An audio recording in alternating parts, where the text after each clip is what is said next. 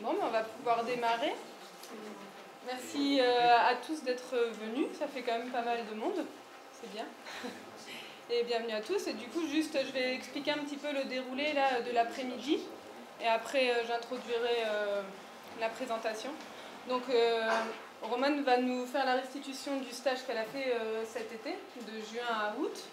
Et ensuite, on prendra un temps de 3/4 d'heure, 1 heure, en fonction de quand elle termine, pour répondre à vos questions et voir un peu voilà, ce que ça vous évoque. Et après ça, il y aura aussi du temps pour un buffet sucré. Voilà, Choco, qui est boulanger à Asparin, nous a fait quelques préparations à base de semences paysannes. Voilà, donc j'espère que vous aurez le temps, que vous pourrez rester jusqu'au bout, à la fois pour nous faire part de vos remarques et pour participer à la dégustation. Voilà. Et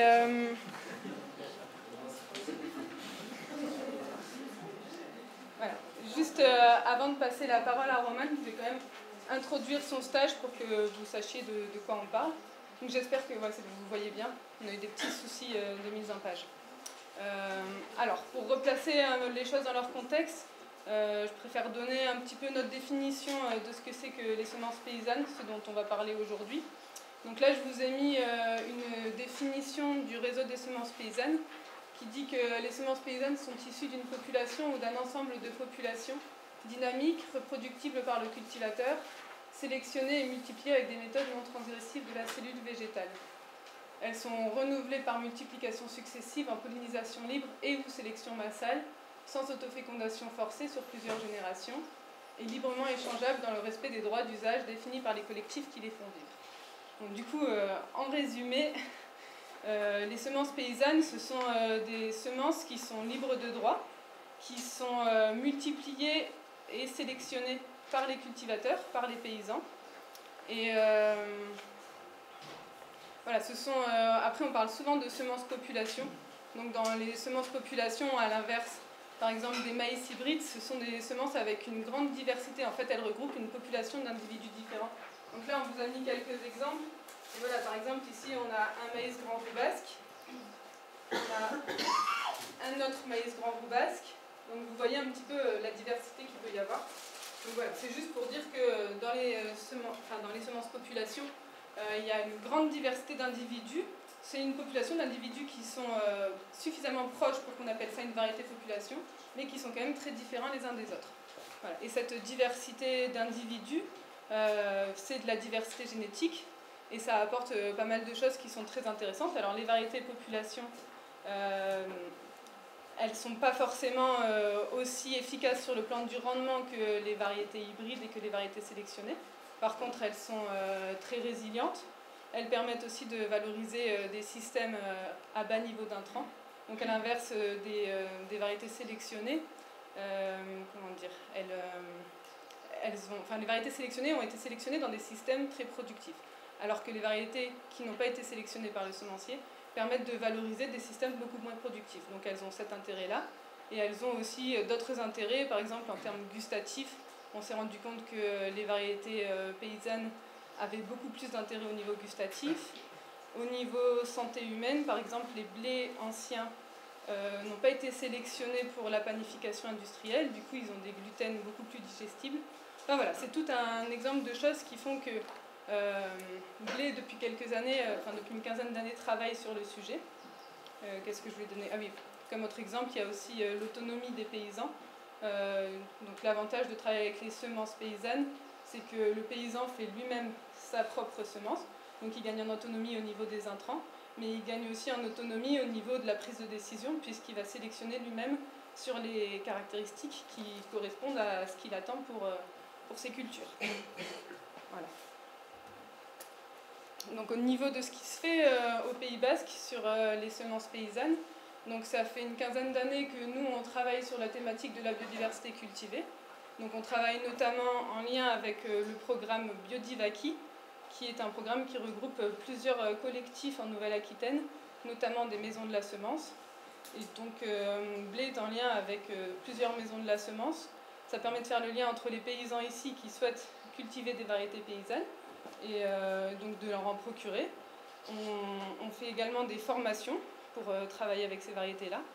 Et on est également adhérent du réseau des semences paysannes, qui est le réseau au niveau national, voilà, pour tout ce qui est juridique, réglementaire, mais également faire de l'interconnaissance avec tous les autres collectifs en France, travailler sur les protocoles de sélection, enfin voilà. En 2014, on a fait une enquête sur la biodiversité cultivée végétale au Pays Basque, donc on a recensé un petit peu toute la dynamique qu'il y avait autour de la biodiversité cultivée localement. Donc s'il y en a qui sont intéressés, on peut transmettre cette étude. Voilà. En 2017, on a fait avec Agrobio 40, le CIVAM Bio des Landes, un recensement des variétés potagères qui sont libres de droit et qui sont cultivées donc dans les Landes et au Pays Basque, voilà, qui est à disposition aujourd'hui des maraîchers.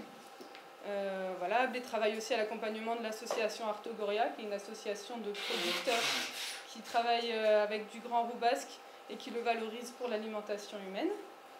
Et en 2018, enfin depuis 2018, on travaille également sur les blés anciens. Voilà. Et en mars 2018, lors de l'Assemblée générale de blé, il y a une proposition qui a été faite de créer une maison des semences, donc avec plusieurs objectifs, prendre un peu le relais des maisons des semences qui sont en Nouvelle-Aquitaine pour pouvoir nous-mêmes transmettre de la semence ici localement, faciliter un peu le travail qui est déjà existant en fait de paysans qui échangent de la semence entre eux, essayer de coordonner un petit peu ça, et puis gagner en visibilité et en dynamisme. Alors vous ne voyez pas la phrase, enfin pas bien la phrase en dessous, du coup ce projet-là c'est intéressant mais ça pose quelques questions, donc quel format, pour qui porterait la maison de la semence, qui s'impliquerait.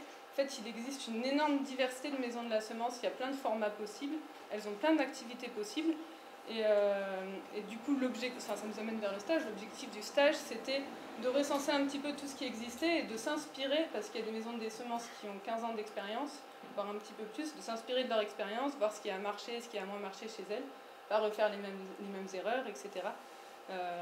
Voilà. Du coup,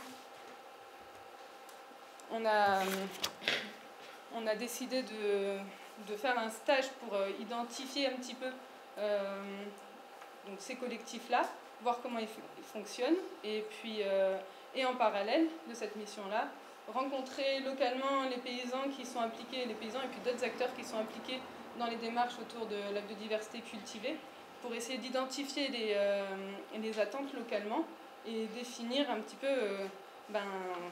quelle maison de la semence conviendrait ici et quel processus pour la mettre en place. Voilà. Ce stage, il s'intègre dans un projet, c'est un PEI, donc projet européen, enfin c'est quoi ? À l'aide d'innovation, européen d'innovation, voilà. Donc il regroupe à la fois le collectif Biodivaki, donc tous les collectifs autour de la biodiversité cultivée en Nouvelle-Aquitaine, et également des organismes de recherche qui nous accompagnent. Voilà, donc le stage s'intègre dans ce programme-là, sur une action, je vais y arriver, je perds un peu mes mots. Voilà, sur une action qui a pour objectif de définir les modes d'organisation individuelle et collective autour des semences paysannes. Voilà. Dans le cadre de ce projet-là, il y a notamment Marion Charbonneau de l'Université de Pau et des Pays de l'Adour qui travaille avec nous et qui nous a notamment accompagnés pour la méthodologie du stage. Voilà. Et je vais passer la parole à Romane qui va nous présenter ce qu'elle a fait. Bonjour à tous, je vais essayer de parler assez fort tout le long. Moi j'ai été en stage ici à Blé cet été pendant 3 mois. Donc j'avais plusieurs objectifs pendant cette période. Donc la première en fait ça a été de faire un petit peu un recensement pour voir en Nouvelle-Aquitaine mais aussi en Pays Basque espagnol ce qui se faisait au niveau des maisons des semences, comprendre quelles étaient leurs activités et comment est-ce qu'elles les mettaient en place, quel type d'organisation elles avaient. Ensuite, en faisant ça, j'ai aussi essayé d'identifier un peu quels étaient les problèmes que ces maisons de la semence rencontraient pour pouvoir en fait s'en enrichir et essayer de les éviter et au Pays Basque. Ensuite, j'ai eu une deuxième partie où je suis revenue pour vraiment rencontrer les gens ici au Pays Basque et comprendre quelles pouvaient être leurs attentes sur l'éventuelle mise en place d'une maison de la semence. Est-ce que c'est vraiment ça qui est nécessaire sur le territoire? Est-ce qu'il faut un autre format? Et donc après, j'ai essayé de synthétiser tout ça pour proposer des points de vigilance et des pistes de réflexion sur lesquelles en fait, ceux qui voudront participer à ce projet devront se pencher et réfléchir pour mettre réellement quelque chose en place au Pays Basque. Donc juste pour vous montrer un peu la méthodologie que j'ai employée et mon planning de cet été. Donc j'ai commencé au mois de juin par essayer de définir un petit peu voilà, ce qu'Hélène nous a fait, les semences paysannes, qu'est-ce que c'est, essayer de comprendre comment ça se passait en Nouvelle-Aquitaine, le contexte, les objectifs, et donc j'ai essayé de recenser un peu toutes les initiatives sur les semences paysannes qui se faisaient en Nouvelle-Aquitaine et au Pays Basque espagnol. Pour faire ensuite une typologie et me rendre compte qu'il y avait des grands groupes finalement de fonctionnement sur la gestion des semences paysannes. Ensuite, avec Hélène et Marion, on a choisi les collectifs qu'on allait rencontrer vraiment, que j'allais aller interroger. Je vous expliquerai, je vous présenterai après lesquels on a choisi. Donc je les ai rencontrés avec des entretiens en fait d'environ 2 heures où on posait des questions. C'est des entretiens semi-directifs que j'ai analysés ensuite. Et donc après, je suis revenue en juillet au Pays Basque, où là j'ai rencontré des paysans, mais aussi des personnes qui sont impliquées dans les semences paysannes ici, donc des boulangers, des jardiniers, et donc également l'association Artogoria, pendant un de leurs conseils d'administration. Voilà. Et en août, j'ai essayé, comme j'ai pu, d'analyser tout ça et de proposer des pistes de réflexion et de faire ressortir en fait des points de vigilance si quelque chose se met en place au Pays Basque. Donc là, c'est l'ensemble des collectifs que j'ai rencontrés au mois de juin pour essayer de comprendre comment est-ce que ça se faisait ailleurs de gérer collectivement les semences paysannes. Donc le premier tout en haut, AgroBio Périgord, pas mal d'entre vous ont déjà entendu le nom, je pense, en Dordogne. Donc ils sont très connus notamment sur leur activité maïs. Ça fait partie, c'est la première maison des semences paysannes en France. Donc c'était très intéressant de les rencontrer de par leur expérience, mais aussi l'importance en fait, qu'ils ont dans ce domaine. Ils ont énormément de connaissances et aussi ils sont très très avancés sur la partie maïs qui est du coup assez importante au Pays Basque également. J'ai rencontré aussi Cultivons la biodiversité en Poitou-Charentes, qui est un groupe très très ancien également, qui va travailler sur du maïs, du blé, des potagères, même si donc AgroBio Périgord a également d'autres activités, mais je les ai rencontrés principalement pour leur activité maïs. Après, localement, j'ai rencontré deux groupes, deux collectifs, Chagardsea et la BDEA, la Maison des semences paysannes de Pau. Donc pour voir en fait dans le contexte local des Pyrénées-Atlantiques, qu'est-ce qui se fait, est-ce que ça change quelque chose. J'ai aussi pu rencontrer de l'autre côté des Pyrénées, Red des Semillas et Cristina Enea, pour voir en fait comment est-ce que ça se passait au niveau du Pays Basque espagnol et au niveau de l'Espagne en particulier, s'ils avaient des modes de gestion différents. J'ai rencontré deux ADR dans le Gers et dans le Lot pour voir ce qu'ils avaient mis en place. 1001 semences limousines dans le Limousin, comme son nom l'indique, qui est un collectif tout jeune qui est en train de se mettre en place, donc c'était intéressant de voir aussi leur démarche. J'ai rencontré également le CETAB, Centre d'études des terres d'accueil des blés, qui est un collectif très très ancien sur les blés, qui a fait énormément de recherches et qui est assez important aussi dans le monde des semences paysannes. J'ai rencontré Pétaniel, enfin, qui a un mode de fonctionnement assez particulier avec des jardiniers dont on reparlera tout à l'heure.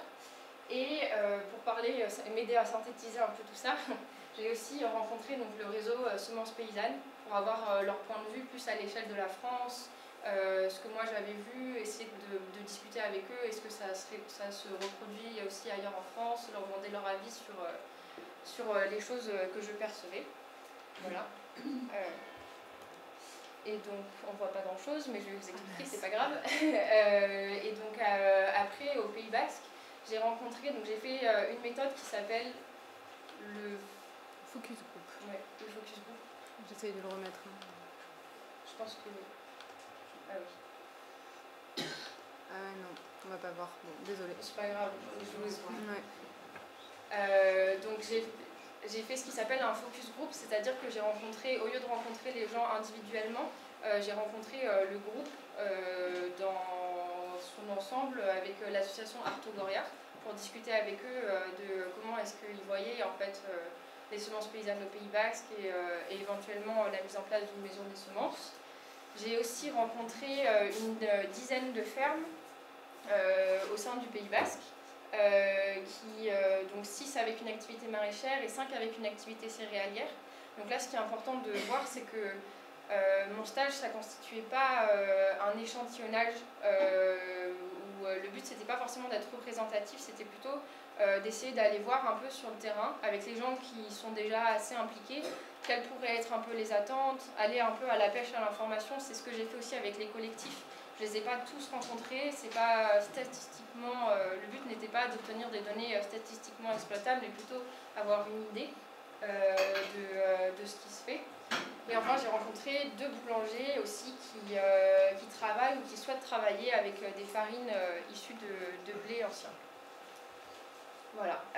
Donc une chose qui est assez importante et pour laquelle Marion nous a beaucoup aidé dans le stage, c'est que j'ai essayé en fait de lire mes rencontres et mes entretiens à la lumière d'une théorie, de la théorie d'Elinor Ostrom sur la gestion des biens communs.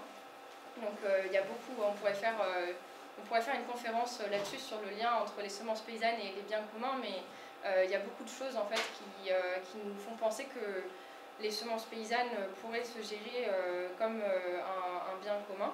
Du coup, on s'est dit que ça pouvait être intéressant d'essayer d'appliquer un peu sa théorie à ce que moi j'allais voir sur le terrain.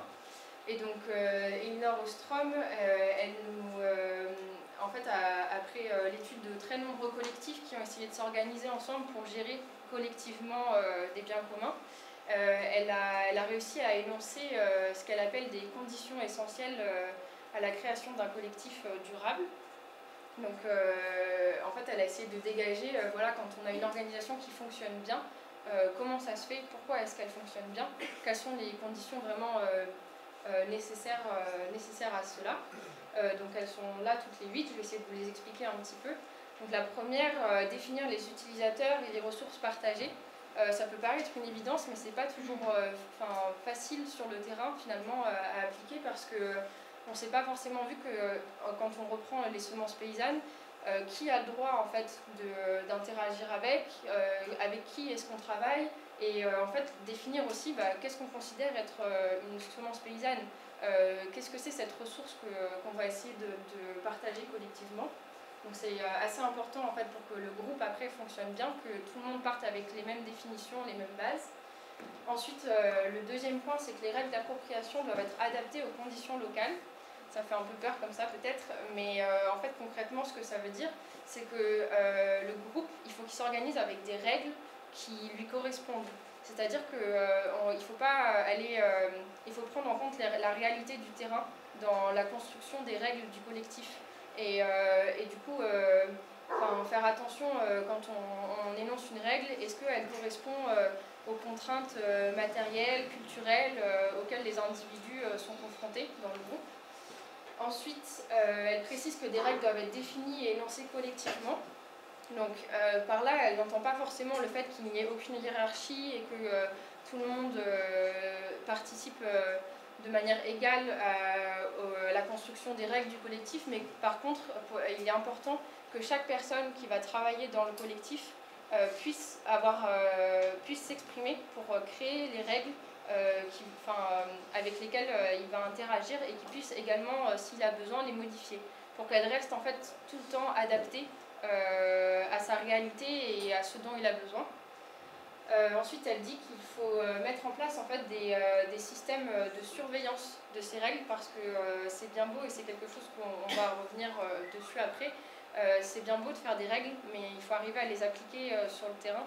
Et Ostrom montre assez brillamment que pour cela, on a besoin de mettre en place des systèmes de surveillance qui peuvent être adaptés de plein de façons différentes. Ça ne veut pas forcément dire des sanctions, mais en fait avoir des choses qui permettront de respecter les règles qui ont été énoncées pour que le collectif fonctionne. Et donc si ce n'est pas le cas, aussi mettre en place des sanctions qui soient graduelles et différenciées. Donc ça veut dire que il faut qu'il y ait des sanctions qui existent, mais qu'elles soient proportionnelles à ce qu'elles sont censées sanctionner. Donc on ne va pas exclure quelqu'un du groupe ou lui faire payer une amende si sa faute n'est pas en accord avec cette sanction. Des mécanismes de résolution de conflits, ça c'est très important aussi d'y avoir réfléchi en amont en fait, et pas de se retrouver au moment où, dans le conflit en fait, et devoir trouver comment est-ce qu'on va résoudre le problème, parce que c'est souvent des problèmes de personnes. Donc si on n'a pas un mécanisme en amont où on a pu réfléchir à comment est-ce qu'on voulait traiter le conflit, ça peut mener à des choses qui sont parfois plus graves que le problème de base. Ensuite, un point qui est assez intéressant dans le cadre des semences paysannes, c'est que l'autodétermination du groupe doit être reconnue par les structures de niveau supérieur. En gros, ça veut dire que l'État ne doit pas pouvoir remettre en cause la légitimité du groupe à s'approprier son bien et à fonctionner selon ses propres règles. Donc c'est quelque chose assez discutable aujourd'hui dans le monde des semences paysannes. Est-ce que c'est reconnu par l'État? Dans quelle proportion? Voilà. Et le dernier, que le collectif doit être organisé à plusieurs niveaux. Ça c'est pareil, ça vous parlera plus après quand je vous aurai réexpliqué dans le cadre des semences paysannes, mais ça veut dire que toutes les personnes au sein du collectif n'auront pas les mêmes responsabilités, n'auront pas les mêmes devoirs, les mêmes droits. Voilà. Là, on revient sur les résultats un peu de mon stage. Donc en ayant rencontré la dizaine de collectifs que je vous ai présentés, je me suis rendu compte que c'était très très divers, les maisons des semences paysannes. Et la première diversité qui m'a marquée, c'est la différence des motivations. En fait, j'ai rencontré donc une dizaine de personnes et chacune m'a évoqué entre 4 ou 5 motivations différentes pour le fait de travailler avec des semences paysannes, et je n'ai pas rencontré toutes les personnes de tous les collectifs. Donc c'est très très varié. Là, vous avez un petit aperçu des principales. Donc quelque chose qui est revenu très souvent dans mes entretiens, c'est l'autonomie vis-à-vis des semenciers industriels. Pour beaucoup, en fait, le fait de vouloir travailler avec des semences paysannes, c'est pour ne plus avoir à dépendre non pas des semenciers, mais vraiment du système industriel qui leur impose finalement des choses avec lesquelles ils ne souhaitent pas travailler, et un mode de fonctionnement dont les agriculteurs ne veulent plus forcément. Après, quelque chose qui est revenu aussi assez souvent, c'est la sauvegarde de la biodiversité cultivée.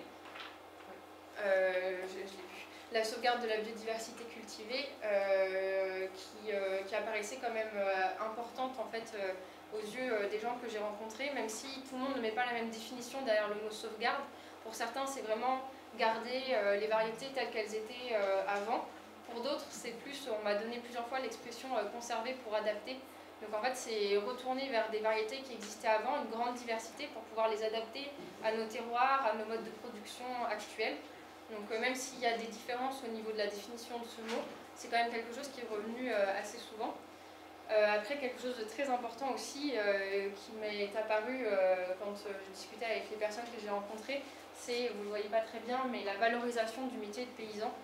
Donc en fait, le fait de travailler avec des semences paysannes, pour beaucoup, ça permet aux gens de se rendre compte que un agriculteur, un paysan, il a des compétences et des connaissances qui sont extraordinaires, et travailler avec les semences paysannes, ça permet à la fois que ce soit reconnu par les consommateurs, mais même que ce soit reconnu par les paysans eux-mêmes, qui se rendent compte qu'ils ont tous ces savoir-faire et qu'ils puissent en être fiers.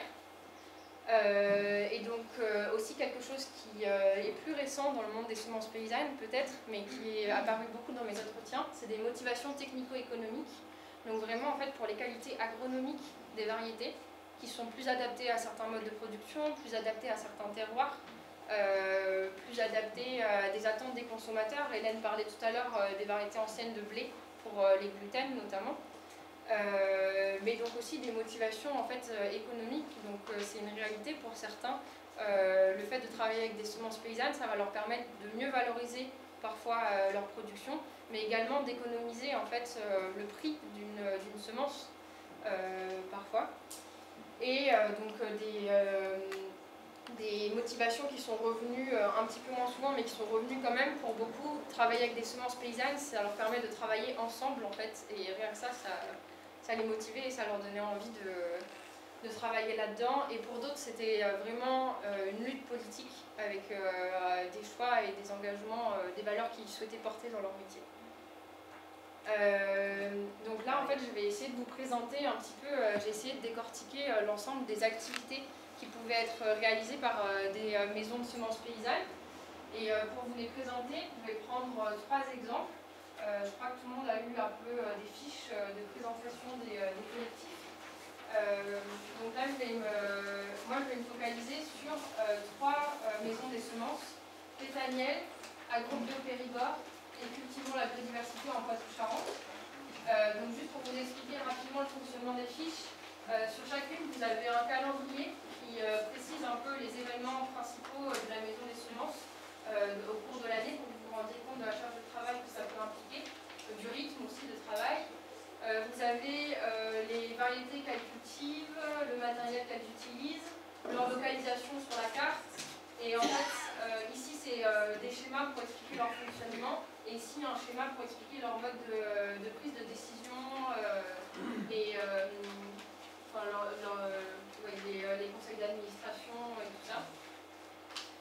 Donc voilà, je vais plutôt me baser sur ces exemples-là, et dans les échanges tout à l'heure, on pourra revenir si vous avez envie sur d'autres maisons, ou les représenter plus en détail. Donc, une des premières activités que j'ai repérées, qui était réalisée par en fait, la grande majorité des maisons de semences paysannes que j'ai rencontrées, c'est la conservation des variétés, que vous ne voyez pas non plus. Donc en fait, par conservation des variétés, c'est pareil que dans le mot sauvegarde tout à l'heure, tous les collectifs ne mettent pas la même définition derrière ce mot conservation. Pour certains, c'est vraiment sauvegarder la variété telle qu'elle est. Pour d'autres, c'est juste en fait conserver des semences qui pourront germer d'année en année. Et donc pour conserver les variétés, on a différentes façons de faire. J'ai repéré 3 façons principales dans les maisons de semences paysannes. La première, c'est in situ par les agriculteurs. Donc ça veut dire in situ conservé dans les champs des agriculteurs, par les agriculteurs eux-mêmes. Donc c'est ce que fait CBD. En fait, chaque année, les agriculteurs reçoivent des lots de semences qu'ils doivent semer dans leurs champs. Et après, en fait, ils les récoltent et ils les refournissent au collectif. Et du coup, les semences sont conservées parce qu'elles sont utilisées par les agriculteurs tous les ans. Un autre mode de fonctionnement qui est encore in situ, donc c'est-à-dire dans la terre, que j'ai pu observer, c'est à Pétaniel. Alors là, au lieu que ce soit les agriculteurs qui les conservent, c'est les jardiniers. Les agriculteurs les conservent également, mais la majeure partie de la conservation est réalisée par des jardiniers qui en fait prennent chaque année une variété de blé et vont la semer dans leur jardin sur 1 mètre carré. Et donc ils s'engagent à la refournir au collectif l'année suivante. Voilà. Et un dernier mode de conservation que j'ai pu voir, c'est ex situ, donc hors de la terre. Et là, c'est en chambre froide, ce qui est réalisé par Agrobio Périgord. Ils conservent à peu près 70 variétés de maïs, pour vous donner un ordre de grandeur, tandis que CBD, par exemple, on conserve plutôt une petite dizaine, même si c'est surtout 5-6 qui sont utilisés, donc on n'est pas sur la même échelle du nombre de variétés. Et donc à Agrobio Périgord, les semences sont conservées en chambre froide et sorties, c'est-à-dire distribuées aux agriculteurs pour qu'ils puissent les semer et quand même conserver la qualité germinative des semences assez régulièrement. Ces 3 fonctionnements. Après là, je vous présente principalement comment est-ce que les maisons de semences fonctionnent, mais en fait chacune utilise un peu plusieurs modes de conservation. Ceux qui vont conserver dans les champs des agriculteurs, souvent ils ont aussi un stock de sauvegarde dans un petit congèle ou au frigo, parce que c'est trop risqué parfois de mettre tous ses œufs dans le même panier, j'ai envie de dire, de conserver d'une seule façon. Voilà, donc après, une autre activité qui est un peu au cœur du sujet, c'est l'échange et la distribution des semences paysannes. Donc là c'est pareil, j'ai vu différents modes de fonctionnement. D'abord sur en fait l'échange en lui-même, est-ce que cet échange il est régulé ou pas. Donc en fait j'ai vu tous les modes de fonctionnement, du système avec une convention et un engagement financier jusqu'à des accords complètement informels. Donc là pour vous redonner les exemples, Agrobio Périgord fonctionne avec une convention et un engagement financier, c'est-à-dire que l'agriculteur donne un chèque qui se verra restitué s'il renvoie les semences à temps. Mais il y a un engagement financier dans l'échange de semences. Après, pour certains, ça va plutôt être un accord moral.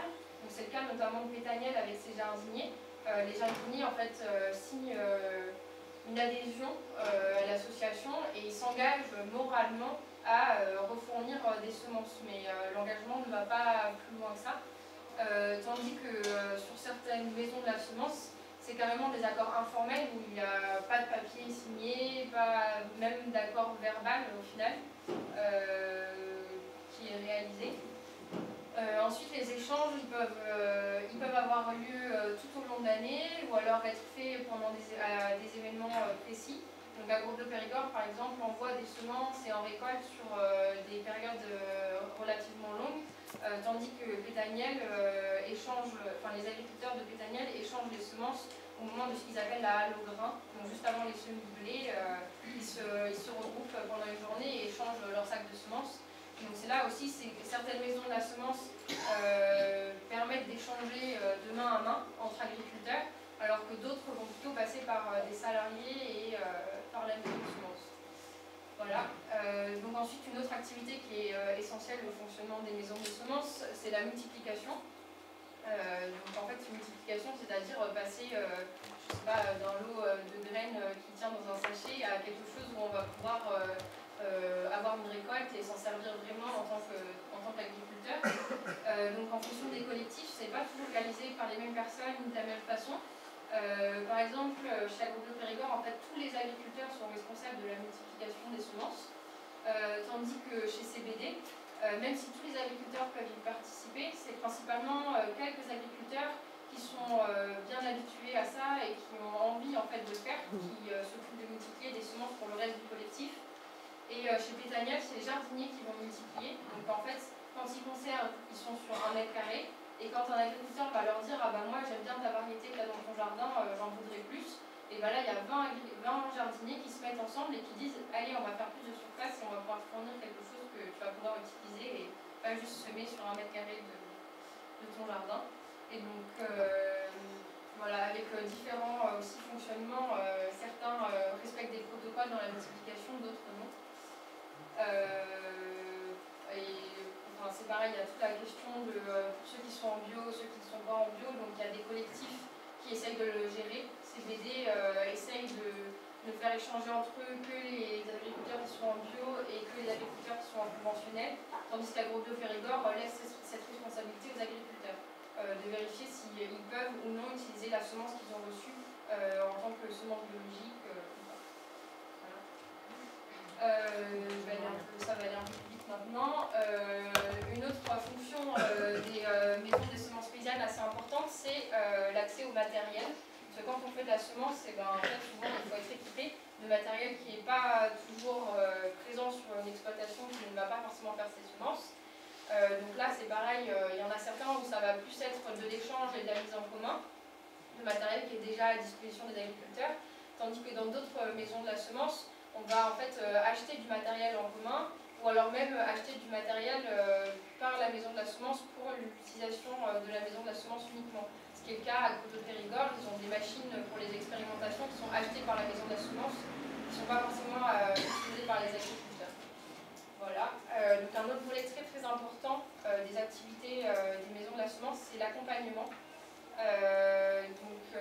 En fait, quelque chose que j'ai remarqué, il y avait une question qui se posait dans mon stage, c'était est-ce que s'il se passe quelque chose au Pays Basque, il va y avoir besoin d'un salarié, ou de plusieurs salariés ou non. Et en fait, quand je suis allée rencontrer les collectifs, je me suis aperçue que en fait, tous les collectifs ont soit un salarié, soit en ont eu un pour s'aider à se mettre en place. Et j'ai rencontré un seul collectif qui n'a jamais eu de salarié. c'est 1001 semences limousines. Et en fait, ils sont encadrés par plein d'autres structures qui viennent finalement leur donner un coup de main sur l'organisation, sur leur gestion assez régulièrement. Donc voilà, il y a une part très forte, très importante de l'accompagnement dans les maisons des semences paysannes que j'ai pu rencontrer.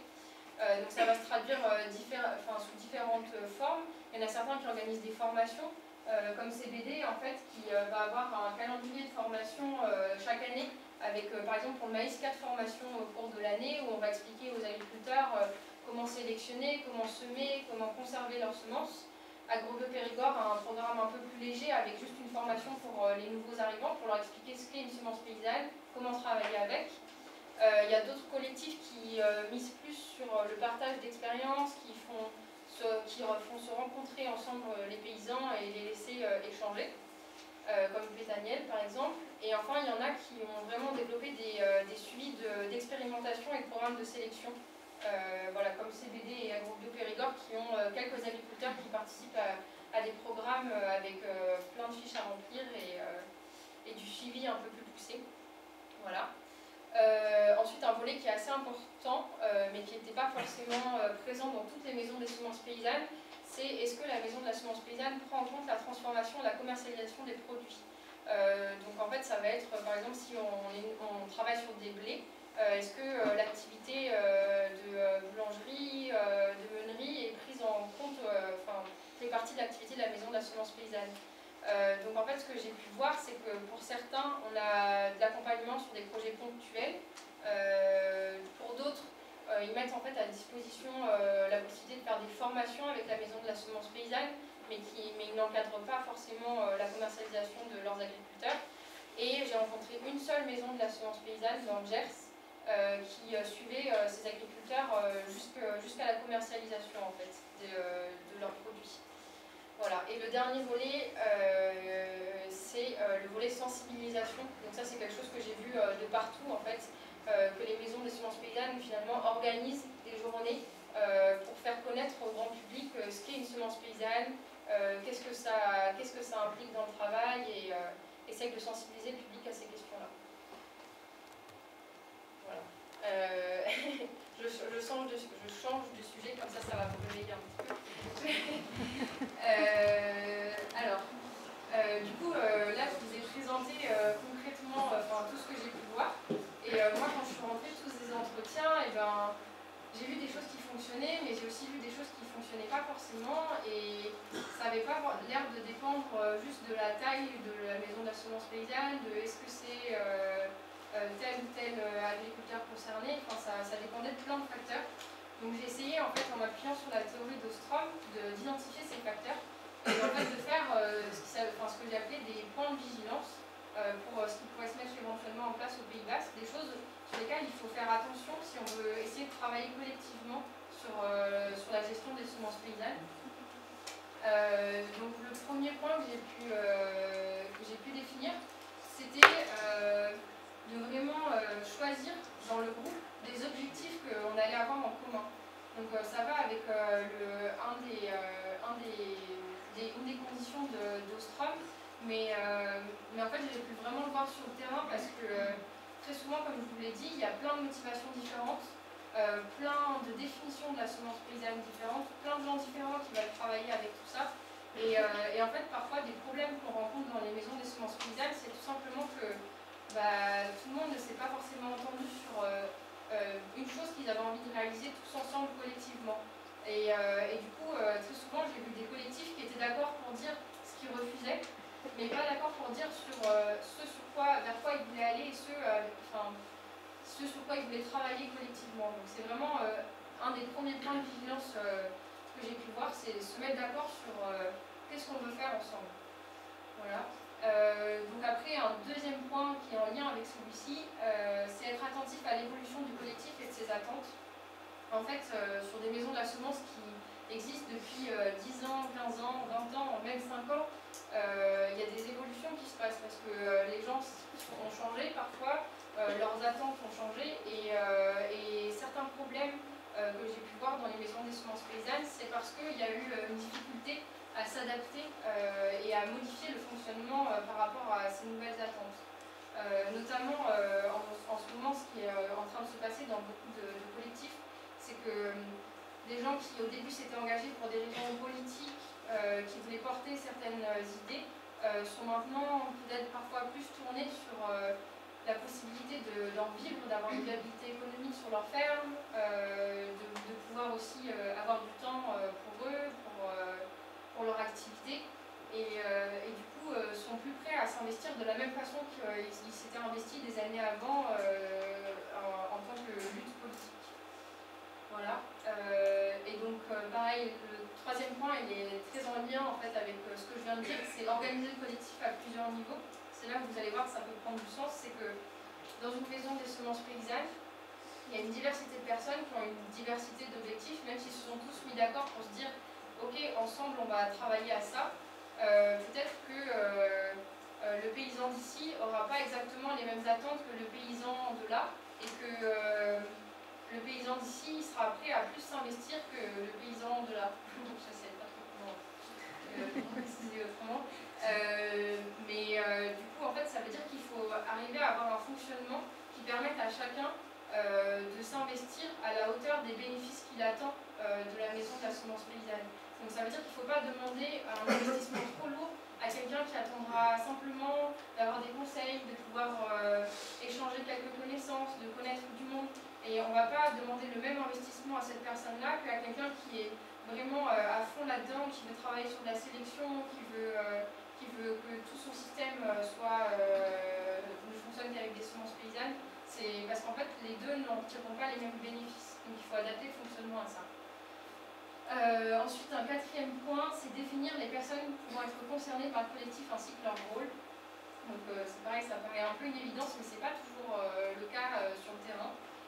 Parce que en fait, parfois, on se dit ah bah c'est ouvert à telle personne, et en fait, on se rend compte que dans la réalité, il y a un peu tout le monde qui vient et les problèmes arrivent après. C'est-à-dire que pour certains collectifs, c'était important finalement que toutes les personnes partagent une même vision de l'agriculture, de la société, du modèle économique. Et en fait, toutes ces choses-là, c'était dit implicitement. Et en fait, quand le collectif commence à fonctionner, on se rend compte que ça peut poser des problèmes parce que les personnes n'ont pas la même façon de voir le monde, n'ont pas la même façon de travailler. Et donc ça, c'est des choses qui sont assez importantes à fixer dès le départ. Avec quelle personne est-ce que j'ai envie de travailler? Et aussi, du coup, est-ce que j'attends la même chose d'agriculteur? Est-ce que j'attends la même chose de jardinier? Est-ce que je veux ne travailler qu'avec des agriculteurs en agriculture biologique? Est-ce que je m'en fiche? Est-ce qu'il y a d'autres choses qui sont plus importantes pour moi? C'est des questions qu'il faut vraiment se poser. Après, mon cinquième point, c'est adapter réciproquement l'effectif et l'échelle d'action du collectif. Donc par là, en fait, j'entends que s'il y a une grande diversité de personnes, il va peut-être falloir une grande diversité de choses à leur proposer, et également éventuellement une échelle géographique plus large. Alors que s'il y a peu de personnes, il vaut mieux se focaliser sur les activités qui sont vraiment importantes pour elles, et ne pas s'éparpiller dans plein de choses, parce qu'en fait, on va trop charger ce petit pool de personnes. Alors que si on a beaucoup de gens, il faut pouvoir leur proposer en fait plusieurs activités pour que ce soit adapté à tout le monde et tout le monde s'y retrouve. Donc après, un point important, c'est que si on a décidé que des jardiniers pouvaient faire partie de la maison des semences paysannes, il faut vraiment réfléchir à l'articulation entre les paysans et les jardiniers, parce que c'est des choses qui peuvent être parfois source de conflits, parce que certains utilisent les semences paysannes pour vivre, parce que c'est leur activité professionnelle, tandis que d'autres, ils voient plutôt une passion ou je sais pas, un acte citoyen. Et donc il faut vraiment réfléchir à comment est-ce qu'on articule ces deux choses-là pour éviter que ça crée des conflits d'intérêts, des conflits de fonctionnement. Voilà. Après, un point important, comme j'ai dit tout à l'heure, les salariés ont une place déterminante dans les groupes. Et en fait, il faut vraiment fixer un cadre pour le travail du salarié. Ça veut dire décider qu'est-ce que j'attends de mon salarié. Parce que le problème, c'est que beaucoup de maisons des semences paysannes se sont construites grâce à un salarié ou en reposant un peu sur un salarié. Et quand celui-ci part, ou alors qu'il est remplacé, qu'il a envie d'être, qu'il est un peu moins dynamique, et bah, souvent le dynamisme de la maison de la semence en pâtit également. Et si on veut éviter en fait ça, il faut vraiment se dire que le salarié vient pour aider quelque chose qui est demandé par ceux qui forment la maison des semences paysannes, et il ne vient pas former la maison des semences paysannes. Voilà. Après, il y a créer des règles adaptées au contexte et les appliquer. C'est pareil avec tout ce que je viens de dire avant. En fait, c'est essayer de... On ne va pas mettre les mêmes règles à des gens qui veulent simplement s'échanger quelques semences dans le cadre d'un usage amateur, par exemple, qu'à des gens qui veulent faire un programme de sélection pour améliorer une caractéristique d'un maïs, par exemple. En fait, c'est pas, il faut arriver à adapter le fonctionnement à ce qu'on attend de ce fonctionnement. Donc, ça veut dire concrètement, on ne va pas, par exemple, mettre les mêmes règles d'usage sur du matériel qui est à destination des jardiniers et du matériel qui est à destination des paysans, parce qu'ils ne vont pas en avoir la même utilisation. Donc il faut arriver à adapter en fait son fonctionnement et donc ses règles à ce qu'on cherche à faire. Et donc un dernier point qui est très important aussi dans ce que j'ai pu voir, c'est mettre en place le collectif progressivement. Dans les fiches qu'on vous a distribuées, il y a à peu près donc il y a 9 collectifs qui sont détaillés, je crois, et sur les 9, il y en a 3 qui aujourd'hui soit ne fonctionnent plus du tout, soit datent un peu de l'aide. Et pour certains d'entre eux, c'est un petit peu lié à une sorte de précipitation dans la mise en place, dans le sens où les gens n'ont pas forcément toujours pu, n'ont pas toujours pris le temps de réfléchir à qu'est-ce qu'ils voulaient faire, comment est-ce qu'ils voulaient le faire. Et donc c'est vraiment important en fait de commencer petit à petit et vérifier, on a voulu essayer de mettre en place ça, on le met en place et on attend de voir si ça fonctionne avant de remettre en place quelque chose d'autre. Et ça va bien, c'est pour ça aussi que c'est le but de cette restitution, c'est pas juste de m'écouter parler pendant une heure, c'est que en fait après vous puissiez mettre en place des groupes de réflexion pour se dire progressivement qu'est-ce qu'on a envie de faire au Pays Basque et prendre le temps d'y réfléchir ensemble et prendre le temps de le créer.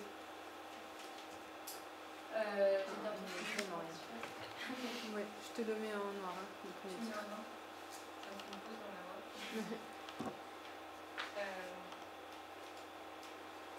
Du coup, rapidement, je vais vous dire ce que j'ai pu ressortir des gens que j'ai rencontrés ici au Pays Basque. Donc, comme on a vu, il y a une diversité des maisons des semences paysannes, il y a une diversité de fonctionnement, mais aussi d'objectifs. Et donc moi, là, mon but, c'était un peu de voir aujourd'hui qu'est-ce qui est attendu ici. Donc, en fait, la première chose qui est ressortie chez quasiment toutes les personnes que j'ai rencontrées, c'est vraiment d'essayer de créer un réseau où en fait, tout le monde pourrait être mis en lien. Tous ceux qui travaillent avec les semences paysannes ou qui souhaitent travailler avec les semences paysannes, qu'on puisse les mettre en lien, en fait. Que chacun sache, mon voisin à 4 km, en fait, il fait aussi des semences, je peux aller lui parler, ou alors, en fait, lui, j'en avais pas entendu parler depuis longtemps, mais je sais qu'il fait des semences aussi, peut-être qu'il pourrait m'aider, et voilà, donc c'est vraiment quelque chose qui est ressorti. Donc là, je vous ai fait une liste de questions, c'est pas forcément des choses auxquelles il faut qu'on réponde là, maintenant, aujourd'hui, mais c'est plus, il faudra y réfléchir pendant les groupes de réflexion, parce que là, sur la mise en place d'un réseau, on peut demander, est-ce que c'est un réseau humain, du coup dématérialisé qu'il faut, ou est-ce qu'il faut une sorte d'annuaire un petit peu qu'on pourrait consulter pour savoir à tel endroit il y a telle personne qui fait des semences paysannes. Est-ce qu'il faut organiser des événements pour permettre aux gens de se rencontrer, à quelle fréquence? Est-ce que aussi c'est un réseau juste pour se connaître, ou est-ce que c'est un réseau pour travailler tous ensemble? Est-ce qu'on veut échanger des semences?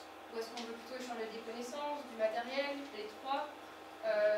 Et aussi une question assez importante qu'il faudra se poser, c'est est-ce que dans ce réseau on veut seulement rester sur la partie semences, ou est-ce qu'on veut aussi créer un réseau pour échanger sur la transformation, sur la commercialisation?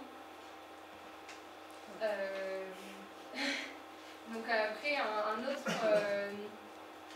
point qui est apparu dans mes entretiens assez fréquemment, c'est la création en fait fait d'un réservoir de biodiversité au Pays Basque.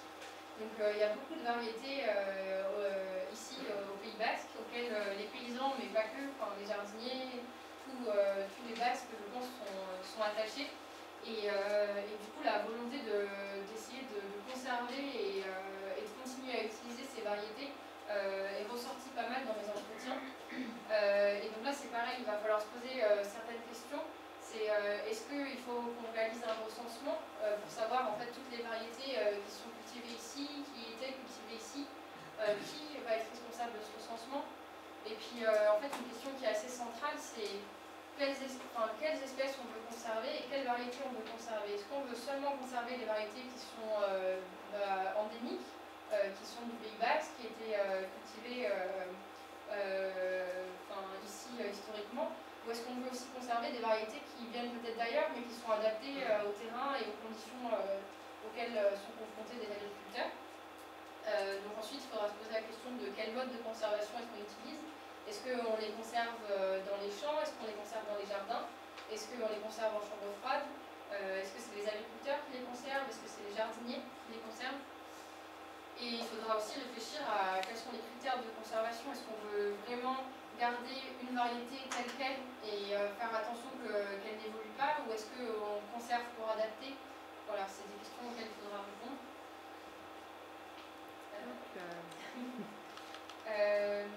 Donc après, aussi quelque chose que j'ai beaucoup ressenti pendant mes entretiens, c'était la nécessité d'un accompagnement technique et organisationnel. Parce qu'en fait, aujourd'hui, c'est pas facile de faire ses propres semences, surtout quand on voit tout ce qu'il faut faire à côté. Et ça demande de la technicité, ça demande aussi beaucoup d'organisation parce qu'il faut réapprendre à travailler ensemble en fait. Comment est-ce qu'on fait pour se rencontrer? Comment est-ce qu'on fait pour échanger du matériel? Comment est-ce qu'on fait pour se mettre d'accord sur la quantité qu'on échange? Toutes ces questions-là. Et donc du coup, il faudra réfléchir à quel accompagnement qui est nécessaire. Est-ce qu'il faut des formations? Est-ce qu'il faut des journées où les gens se rencontrent, échangent des connaissances? Qui organise cet accompagnement? Voilà, est-ce que ce sera la responsabilité des salariés de blé? Est-ce que ce sera la responsabilité des salariés de la maison des semences qui seront autres que des salariés de blé? Et aussi une question qui m'a paru assez fondamentale pendant mes entretiens, c'est il y a besoin de cet accompagnement, mais quel est le temps disponible en fait? Quel temps les agriculteurs ont à mettre, peuvent accorder à toutes ces formations? Voilà. Et aussi, est-ce qu'il faudra un accompagnement individuel ou est-ce qu'un accompagnement de groupe peut suffire? Oui. Donc après, là, c'est des attentes qui sont assez différentes.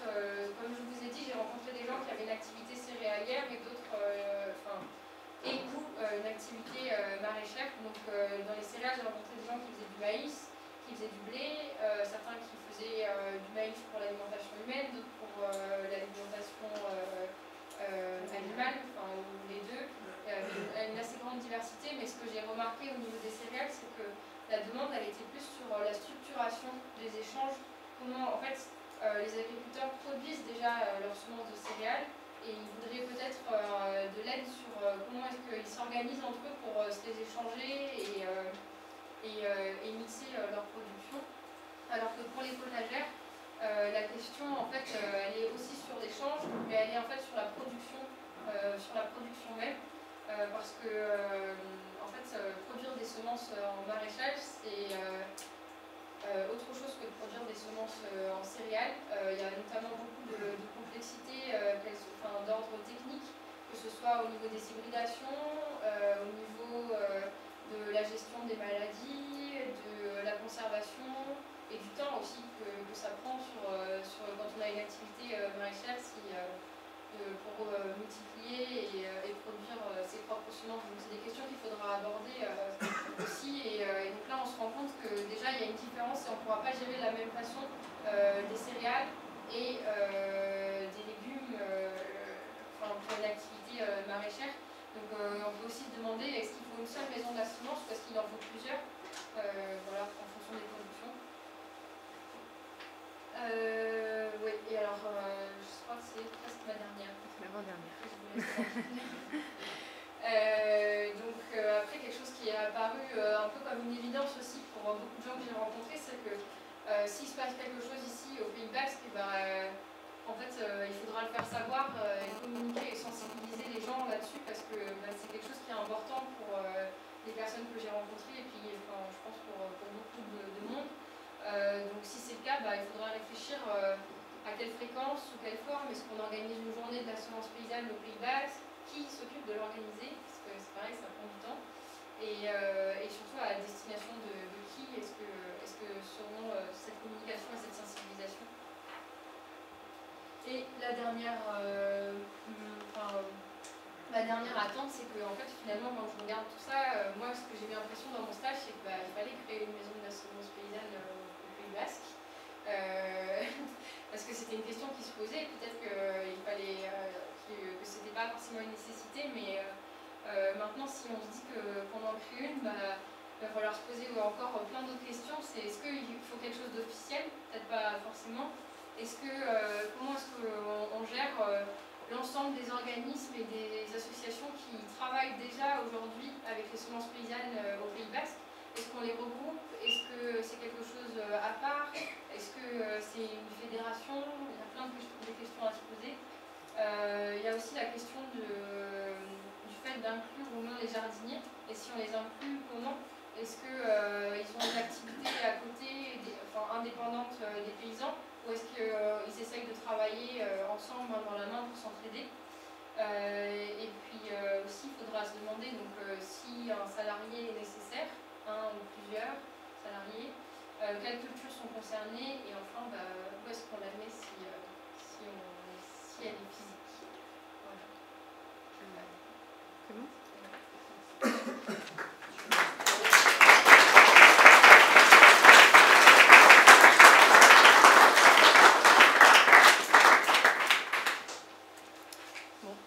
Merci Romane pour tout ce travail. Parce que juste pour dire, Romane, elle a eu que 3 mois pour faire son stage. Au début, on voulait le faire sur 6. Et elle a bien carburé pour tout faire. Voilà. Et du coup, elle synthétise bien son rapport. Il fait 70 pages, s'il y en a qui veulent avoir le détail. Et elle synthétise bien les questions qui se posent maintenant. Et ce qu'on aimerait bien faire, là, à partir du début de l'hiver, c'est monter un groupe de réflexion. Pour battre le fer tant qu'il est chaud, mais c'est pas ça l'expression. Voilà, et du coup, monter un groupe de réflexion et associer les personnes qui sont intéressées par la démarche et qui souhaitent s'y impliquer. Du coup, on vous a fait passer, je ne sais pas s'il y en a assez, des petits questionnaires que vous pouvez remplir si vous souhaitez vous associer au projet, que ce soit de près ou de loin. Voilà, au moins on a vos coordonnées. Thomas, je crois que sur la table, il y a une feuille de présence que je n'ai pas fait passer.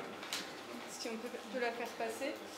Voilà, et du coup, aujourd'hui, l'objectif, c'est de continuer à échanger. Donc, si vous souhaitez vous impliquer, vous pouvez le dire, mais c'est aussi poser des questions s'il y a des choses qui ne sont pas très claires ou si ça vous évoque aussi d'autres choses qui seraient intéressantes à mettre en place sur le territoire. Voilà, ou juste vous exprimer. Les points de vigilance, là, que tu parlais à la fin, c'est aussi ce que t'ont dit aussi les salariés qui font tourner ces maisons paysannes, ou tu l'as vu quand même? Alors ça dépend desquels. Le dernier, en fait il y en a pas mal. Alors, sur comment ça s'est passé, j'ai d'abord fait tous mes entretiens des collectifs. Ça a commencé à carburer un peu dans ma tête. Après tous les entretiens des paysans, ça a encore j'ai encore un petit peu réfléchi. Et après, en fait, c'est un petit peu apparu quand j'ai essayé de confronter tout ça. Et ensuite, j'ai repris un de mes entretiens que j'avais fait avec le réseau Semences Paysannes. Et en fait, je me suis rendu compte que pas mal de ces points que j'ai évoqués, on en avait discuté avec eux pendant mon entretien, notamment le dernier où on a beaucoup insisté. Ils avaient l'air d'être assez catégoriques là-dessus que une bonne réussite, c'était aussi des collectifs qui prenaient le temps de se mettre en place. Et en fait, au final, c'était peut-être pas forcément toujours formulé de cette façon-là, mais quand j'ai repris mes entretiens après a posteriori, j'ai trouvé que dans beaucoup de cas, les salariés ou les gens que j'ai rencontrés faisaient référence à tous ces points-là. Une question par rapport à aujourd'hui, officiellement par rapport à la loi. Comment ça, c'est quoi la règle? Est-ce que c'est maison de semences?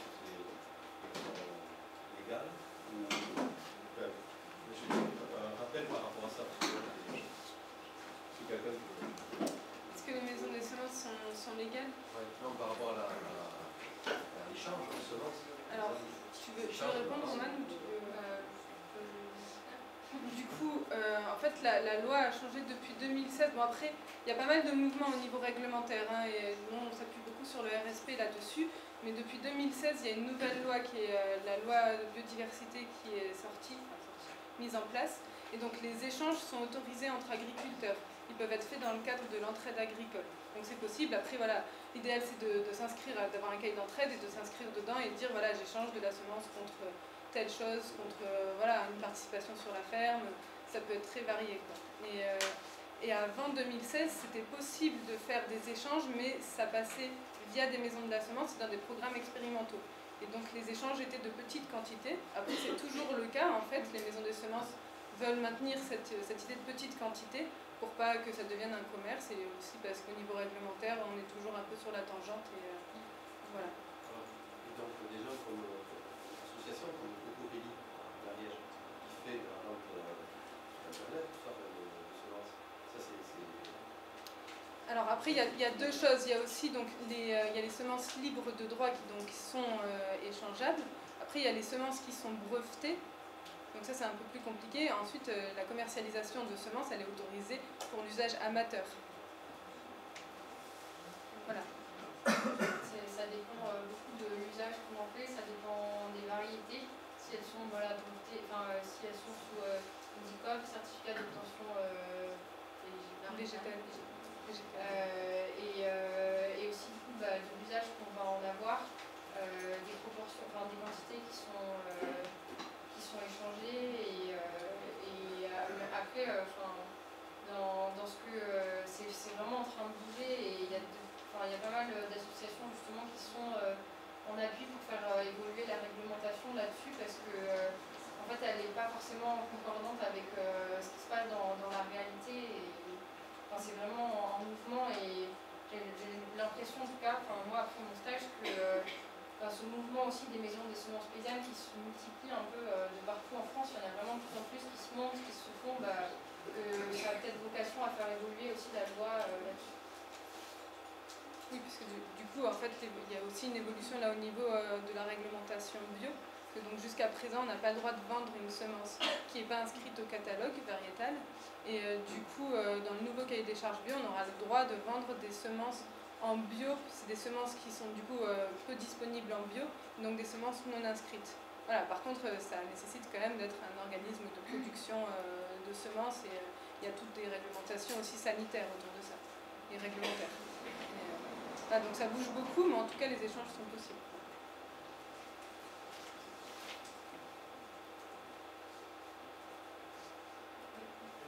Aujourd'hui, l'état des lieux au Pays Basque, combien de paysans font des semences paysannes, combien de semences, quel type de semences? Alors, du coup, nous, on est surtout spécialisés sur céréales et un peu potagères. Là, actuellement, on compte une centaine de paysans impliqués dans les programmes. En maïs, je dirais qu'il y en a une quarantaine. Après, on ne les connaît pas tous les jours, on découvre quelqu'un d'autre qui en fait. Je dirais au moins une quarantaine qui en fait. En tout cas, tous les ans, moi, j'ai une dizaine de nouveaux contacts qui me demandent des semences via les maisons des semences. Après, il y en a qui en font une année, quelques années, et puis qui ensuite arrêtent. Donc ça, voilà, en blé, il y en a quelques-uns, là, on en compte une petite dizaine. Et en maraîchage, il y a 5-6 maraîchers qui sont très intéressés pour faire leurs semences. Voilà. Et après, il y a aussi d'autres collectifs qui travaillent sur les plantes pérennes et sur d'autres espèces. Du coup, il y a Chagarcea sur les pommes, Chapata sur les cerises, Imosque sur la vigne. Après, il y a Piment d'Espelette aussi. Est-ce que j'ai oublié quelqu'un? Piment doux. Voilà.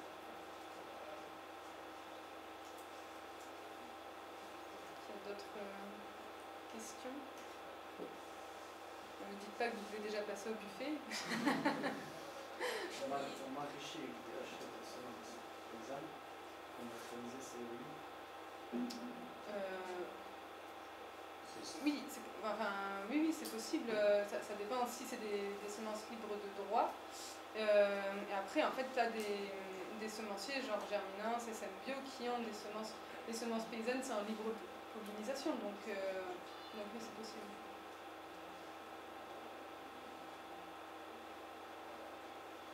salariés étaient financés couramment. Tu dis que c'était un salarié quand même. Alors, en fait, C'était par d'autres associations. j'ai essayé de poser la question à chaque fois dans mes entretiens pour savoir un peu le financement de mes semences. Donc il y avait différents cas de figure, mais pour beaucoup, ils fonctionnaient avec des cases d'art. Sur des projets ponctuels, beaucoup de financement des régions, de l'Europe. Le PUI, là, notamment, dont fait partie mon stage, qui a été financé mon stage, finance aussi certaines maisons des semences paysannes.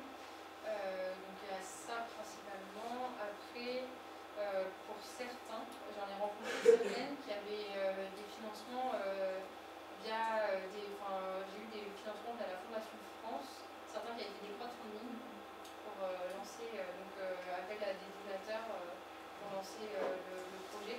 Mais majoritairement, c'était des cases d'art et des financements des régions.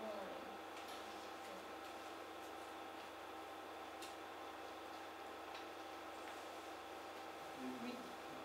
Ah. Je vais poser une question sur comment ça se passe avec les organismes certificateurs en anglais, quoi. Alors, du coup, il y a plusieurs possibilités. C'est vrai que Romane, elle a rencontré, du coup, selon les collectifs, il y en a qui s'organisent pour faire le lien, juste les paysans qui sont en bio, qui veulent de la semence, leur transmettre de la semence qui a été produite par un agriculteur bio.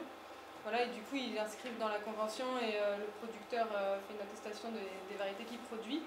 Et sinon, il est aussi possible de demander des dérogations. Voilà, parce que c'est des semences souvent variétés anciennes qui en tout cas sont peu disponibles et donc possible d'avoir une dérogation. Les maisons de semences, dans la présentation, on a dit que les maisons de semences, on a en général une vision plutôt muséographique des semences, avec la définition, l'identification de variétés locales, typiques, etc. Est-ce que, alors que l'un des enjeux, c'est quand même la réappropriation de la compétence par les années présentes de la sélection, multiplication, l'échange, l'adaptation. Est-ce que entre les deux points, entre la recenser les variétés et puis l'aspect formation et l'apprentissage des méthodes de sélection, etc., à un niveau de semence, c'est quoi qui est prioritaire aujourd'hui?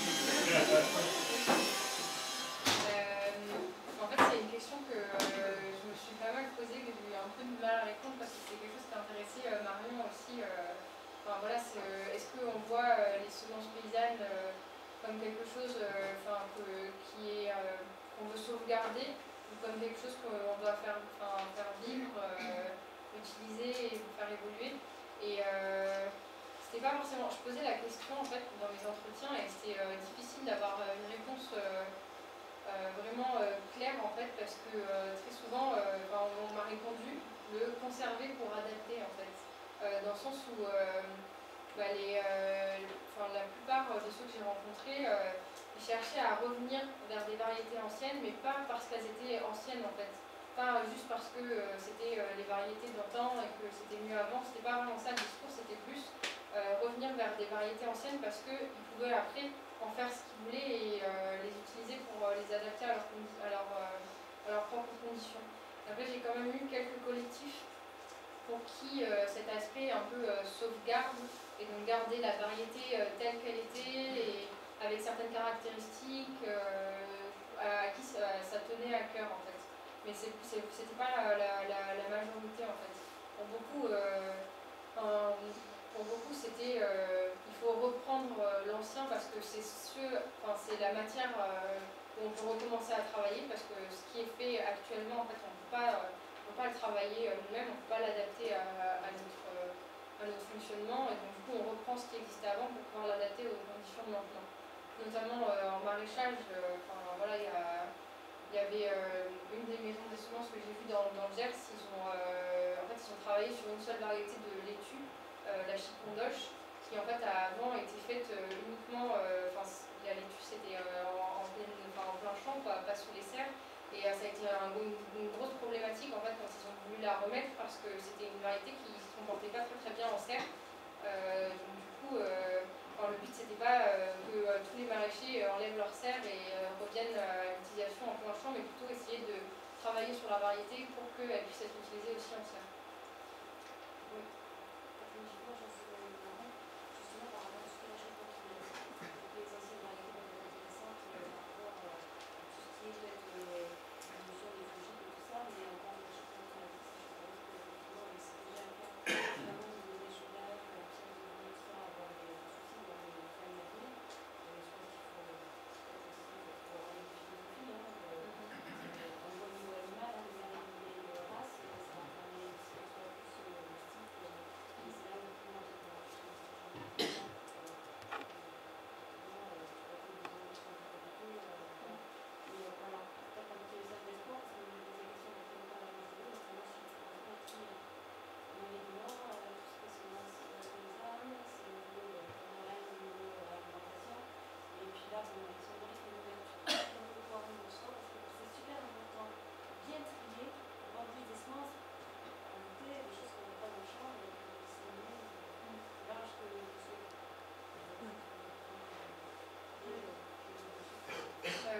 On a parlé du financement pour les salariés, mais c'est vrai que dans beaucoup de groupes que j'ai rencontrés, en fait, c'était aussi pouvoir s'équiper dans tout ce qui était en fait outils de triage, quoi.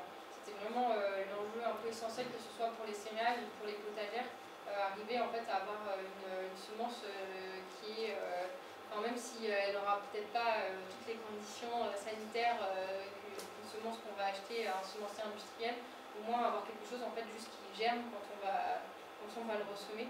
Donc l'aspect de tri et de pouvoir s'équiper en machine ou alors pouvoir bricoler des machines qui nous permettent de trier, c'était quelque chose de très important dans le collectif que j'ai rencontré. Je me demandais, tu parlais de fiches à remplir, dans l'optique où on parle d'une variété et qu'on souhaite la faire évoluer dans une direction ou une autre. Aujourd'hui, le premier réflexe, c'est qu'il faut un suffit pour remplir des fiches, comme vous disiez ici, et c'est juste indigeste tout de suite, et en fait, du coup, on va pas le faire. Enfin, moi, perso, je ne le ferai pas. Mais comment ils faisaient les gens avant? Ils n'avaient pas Excel, ils ne faisaient pas des fiches de suivi, et pourtant, toute la biodiversité, qu'elle soit végétale ou animale, elle a évolué et de manière homogène dans une région donnée. Et alors, donc, les gens, comment ils faisaient? Il y avait forcément un truc de collectif. Est-ce que tu as eu de la vidéo là-dessus? Est-ce que c'est complètement utilisé? J'ai pas forcément eu beaucoup de vidéos, mais c'est un truc qui m'a marqué aussi dans mes rencontres avec les gens. En fait, j'ai notamment rencontré des collectifs qui avaient travaillé sur des programmes de recherche pour faire des fiches pour présenter les variétés et tout ça. Et en fait, quand je parlais avec les salariés, au final, ils s'en servaient pas forcément de ces fiches parce que on me disait que ils les connaissaient, les variétés, à force de discuter avec les agriculteurs qui les avaient plantées, d'avoir... en fait, c'était plus dans la tête, et c'est des discussions que j'ai pu avoir aussi avec des membres du RSP, où on se disait que c'est pas juste est-ce que c'est des semences paysannes ou est-ce que c'est des semences industrielles. En fait, ça est tout un mode de fonctionnement et aussi une façon de faire de la science qu'il faut peut-être essayer de réinventer, ce qui fait peut-être un peu peur quand je dis ça, mais ça m'a un peu paru comme une nécessité pendant mon stage, parce que je me suis dit, oui, il y a un enjeu et il y a besoin de connaissances qu'on n'a peut-être plus aujourd'hui et qu'on n'avait peut-être pas avant non plus, qu'il faut peut-être redévelopper, mais il ne faut peut-être pas les développer de la même façon qu'on développe des connaissances scientifiques aujourd'hui, parce que comme tu dis, c'est pas réaliste de demander à un maraîcher qui a déjà du travail par-dessus la tête de remplir, de peser chacune des laitues qu'il va faire, de calibrer chacune des tomates qu'il va produire, et de lui demander de tout consigner dans ses feuilles et de tout renvoyer après, et puis d'avoir les salariés qui vont exploiter aussi toutes ces données. Donc ça fait peut-être, je ne sais pas si ce sera quelque chose qui sera nécessaire ici au Pays Basque, mais de réfléchir à comment est-ce qu'on peut s'organiser pour pouvoir évoluer ensemble et différemment qu'en faisant des fichiers peut-être. Mais c'est d'où l'intérêt aussi, tu vois, de bien préciser les objectifs du travail qu'on veut mener. Est-ce qu'on veut travailler sur la sélection ou est-ce qu'on veut juste travailler avec des semences paysannes? Et après, c'est vrai que ça pose aussi d'autres questions. C'est vrai que en fait, les semences qui sont commercialisées par les semenciers qui ont été sélectionnées, c'est clair qu'elles sont beaucoup plus performantes que pas mal de variétés. Notamment, il y a des variétés potagères qui sont plus utilisées, ou en tout cas qui ne sont pas utilisées en maraîchage, parce que clairement, elles sont pas viables, ou en tout cas, c'est pas efficace. Et après, du coup, ce qu'on fait dans les... ce que fait notamment le RSP et tout, ou même d'autres maisons de la semence, c'est essayer d'identifier parmi ces variétés, lesquelles sont intéressantes, déjà retrouvées parmi les variétés anciennes, lesquelles sont intéressantes et potentiellement pourraient être sélectionnées. Ça, on n'est pas obligé de passer par des fiches de notation. Il y a plein d'autres fonctionnements possibles, notamment les visites aux champs en collectif. Enfin, voilà, nous, on s'est rendu compte, là, avec les essais de blé cette année, on a semé une quarantaine de variétés pour faire un criblage, voir lesquelles étaient intéressantes.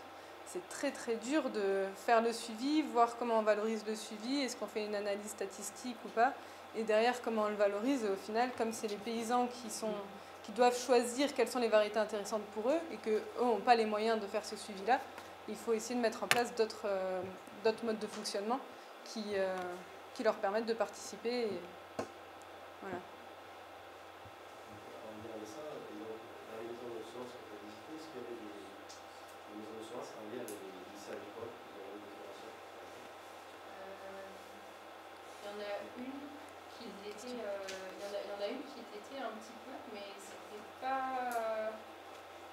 Oui, parce qu'en fait, c'était dans le Lot, ils avaient décidé de ne pas gérer la partie maïs et de la laisser en fait au lycée agricole à côté et de travailler un petit peu en lien avec eux.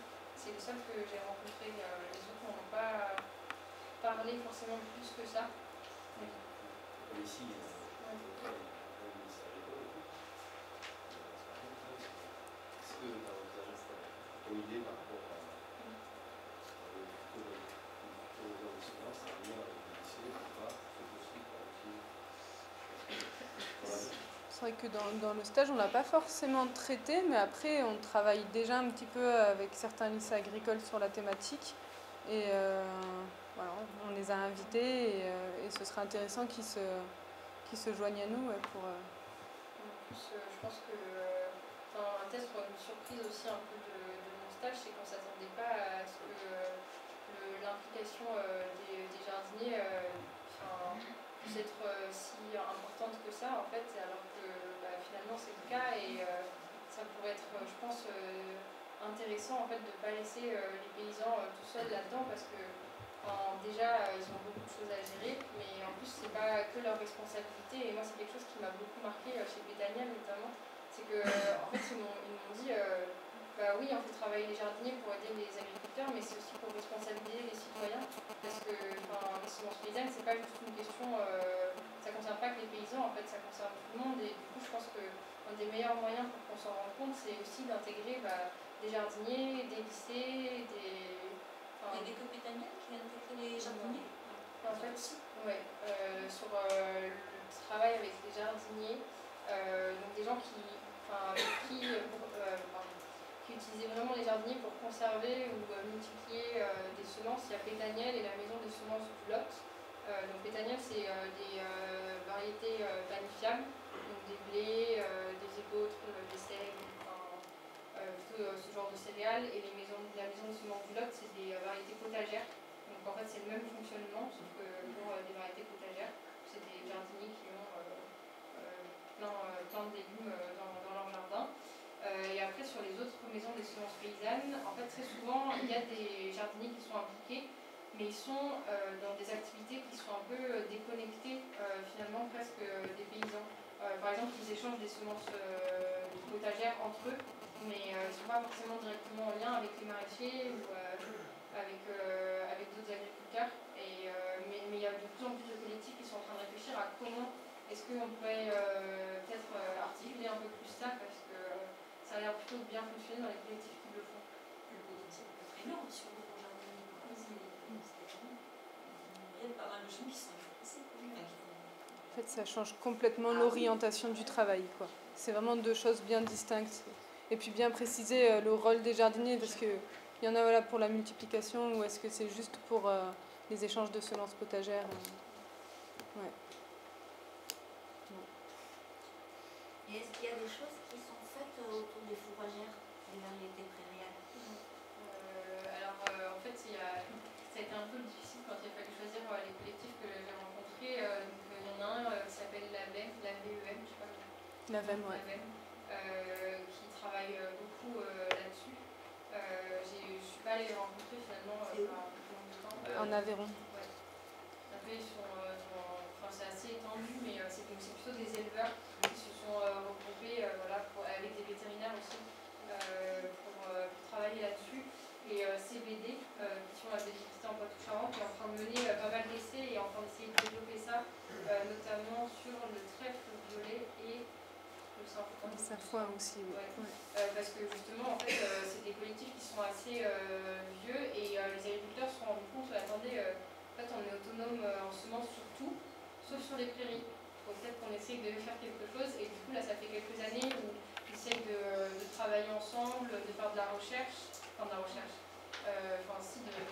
mais dans leur champ, de trouver notamment sur la pérennité des prairies. Après, ça avait l'air d'être assez complexe, mais je pense pas impossible et probablement nécessaire aussi parce que. Après, il y a Agrobio Périgord aussi qui en fait un peu, et il y en a qui travaillent aussi sur les luzernes, je crois. Et après, ici, au Pays Basque, Béarn, il y avait eu une étude il y a quelques années aussi sur les prairies. Voilà, on n'attend qu'une chose, c'est que les éleveurs s'approprient le sujet. Oui, Yon. Moi, je crois qu'il y a un intérêt pour les animaux, d'ailleurs, on est nombreux à être intéressés par le sujet. La difficulté, effectivement, c'est que si on travaille en plus, on part de très loin, qu'on a une qualité économique qui nous forme, on a des semences qui sont. L'industrie a travaillé pendant 70 ans, alors que la semence paysanne n'a pas évolué pendant 70 ans, parce que personne n'a travaillé dessus. Donc, la question, c'est comment une maison de semences peut faire en sorte, peut aider, peut faire en sorte qu'on arrive à avoir accès à la semence paysanne sans s'en prendre tout le temps. C'est ça l'équation impossible. C'est ça qui. Et alors là, est-ce que. Enfin, voilà, en gros, c'est ça l'équation impossible à trouver. Ouais. Mais je trouve qu'il y a aussi. Bon, après, l'avantage qu'on a, c'est que du coup, il y en a qui ont plus de 15 ans de recul. Et par exemple, Agrobio Périgord, ils sont en train de travailler là sur un casar sur la sélection du maïs. Ils ont des résultats, ils commencent à avoir des résultats sur les mécanismes de sélection. Du coup, ils avancent bien dessus. Ils se rendent compte qu'il y a eu des années de travail sur la sélection qui n'étaient pas forcément efficients. Voilà, et du coup, améliorer déjà les procédés de sélection. Et après, là-dessus, il y a aussi le travail en collectif. C'est vrai que le travail en collectif, ça prend quand même du temps. Ça prend du temps, mais ça peut en faire gagner aussi par ailleurs. Là, par exemple, en maïs, faire des parcelles de sélection en collectif, ça pourrait être une manière de gagner du temps, avec des parcelles tournantes chez plusieurs agriculteurs. Là, il y en a un qui l'a fait une année, l'année suivante, c'en est un autre. Et puis, on fait un chantier collectif au moment de la sélection sur pied. Bon, c'est une possibilité, quoi. Et par contre, il faut garder en tête que les agriculteurs n'ont pas beaucoup de temps et du coup ne peuvent pas faire le travail d'un semencier. Malgré tout, on a besoin qu'ils s'investissent dans le projet. Là aujourd'hui, il y en a plusieurs qui se sont excusés. Il y en a aussi quelques-uns qui sont venus. Mais du coup, on sent qu'il y a quand même une motivation là aujourd'hui de pas mal d'adhérents de blé de s'investir dedans et c'est à valoriser, quoi.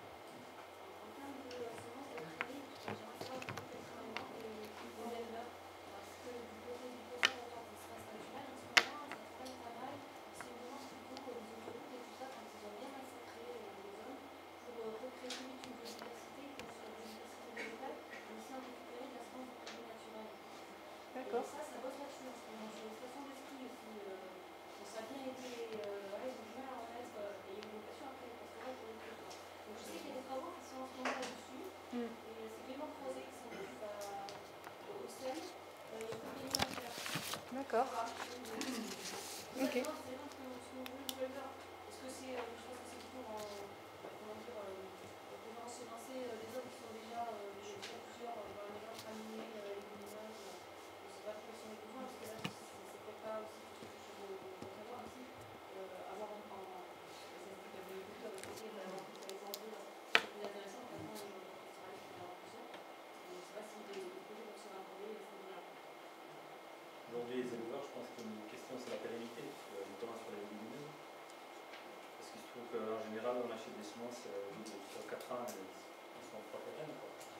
notamment sur les légumineuses, qui est super important. C'est une des problématiques que je vois aussi. Ouais. Et Valérie, c'est vrai qu'on a des prairies naturelles avec des légumineuses qui tiennent, et il y a certainement aussi au niveau génétique, là, de la ressource. Mais après, on n'a pas la technicité, donc après c'est... Les prairies, c'est quand même compliqué à produire la semence de prairie, ça demande pas mal de matériel, et voilà. Mais pourquoi pas. Valérie, oui. Excusez-moi, il y a au Conseil général de la cellule espace naturel sensible qui travaille là-dessus, justement, qui font des expérimentations sur la revégétalisation des espaces naturels via des semences issues labellisées végétales locales, avec issues de graines de végétaux sauvages.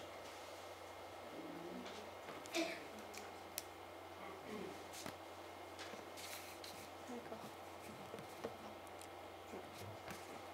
Quelqu'un d'autre Oui, moi je voudrais juste dire un petit mot au niveau des jardiniers qu'on était cette année pour pouvoir faire des essais de blé. Et on trouvait ça très intéressant parce que justement autour de nous il y a des paysans motivés qui démarrent sur des blés anciens pour faire des produits type Mosaïque qui fait des bouilles parce qu'il y a autour de nous aussi des boulangers motivés. Bon, lui c'est pareil quand on est qui travaille avec nous, qui fouillent partout pour trouver des blés anciens. C'est un passionné, j'appelle ça un fou, mais c'est excellent. Et après, oui, il est là, j'espère. T'as entendu? Et après, des paysans boulangers aussi, pour certains qui ont abandonné la culture de blé parce que le terrain est pratiquement impossible. Donc ils sont à la recherche aussi de blé locaux, adaptés à l'humidité du Pays Basque. Et donc, voilà, c'est très intéressant de multiplier seulement ce qui vient de l'État, dans les petits sachets où il y a juste une cinquantaine de graines. On a fait des demi-mètres carrés là, bon, cette année ça a très bien marché. Et je crois que s'il ne veut pas les déboucher sur place, ça ne nous intéresserait pas. Ouais. Tout à fait. Les débouchés ou les paysans intéressés qui n'ont pas le temps de le faire. Ouais. Ouais, c'est souvent ça en fait. Là pour les blés, c'est ça qui a lancé la dynamique. Ouais, c'est le débouché. Choco. En fait, je voudrais savoir si en fait la maison de sciences paysannes, s'il y avait moyen de rechercher en fait dans les semences céréalières planifiables. Ici, en parallèle, on a retrouvé aucune semence locale. Enfin, à ce jour-là, en tout cas, et est-ce qu'il y aurait moyen de faire avec cette maison de semences des recherches dans les archives du Basque, ou alors, enfin, c'est un peu ce que j'ai fait pour chez les gens, poser des questions, quoi, et faire un recueil au moins quoi, de tout ça. Ouais, ce serait bien. Je pense que c'est un peu une attente aussi. Vous avez parlé d'un réservoir de biodiversité, mais à mon avis, c'est pas juste pour conserver ou pour recenser des variétés, c'est que je pense qu'il y a des paysans aujourd'hui qui sont vraiment intéressés pour faire du blé ici, qui n'y arrivent pas avec les variétés qu'on trouve habituellement, et du coup, je pense que c'est une attente de faire des essais, d'essayer de retrouver d'autres variétés, de tester pour retrouver des choses qui sont adaptées ici. Donc, je pense qu'il y a des gens qui pourraient être motivés par ce genre de recherche. Après, voilà. En fait, c'est un gros travail à réaliser. Enfin, à mon avis, puis c'est beaucoup du bouche à oreille et tout, donc ça nécessiterait de mobiliser une personne là-dessus. Enfin, une personne à mi-temps, mais c'est vrai que ce serait utile. Ouais. Oui. Là, c'était pour rebondir sur ce que disait Thomas, est-ce que c'est pour faire des maisons de semences qui conservent les semences historiques du Pays Basque, ou autrement, est-ce qu'il faut des semences qui sont adaptées, qui évoluent avec les conditions de culture? Je crois qu'il faut vraiment aller vers la seconde partie, parce qu'on sait qu'on va sur des changements dans le climat notamment, et peut-être que les semences qu'on va conserver ici, elles serviront dans d'autres, seront utiles dans d'autres endroits et que nous, on aura besoin de conservateurs d'autres endroits. On ne sait pas comment ça évolue, mais a priori, il va y avoir des changements quand même assez radicaux et c'est pas sûr que l'adaptation, l'évolution in situ sera suffisante. Mais encore que ça évolue assez vite quand même. On a vu des choses sur le maïs, c'était intéressant. Mais je crois que c'est vraiment un pari sur l'avenir et pour l'adaptation aux évolutions climatiques. En ça, l'enjeu, c'est dommage de le laisser uniquement entre les mains des semenciers. Ouais.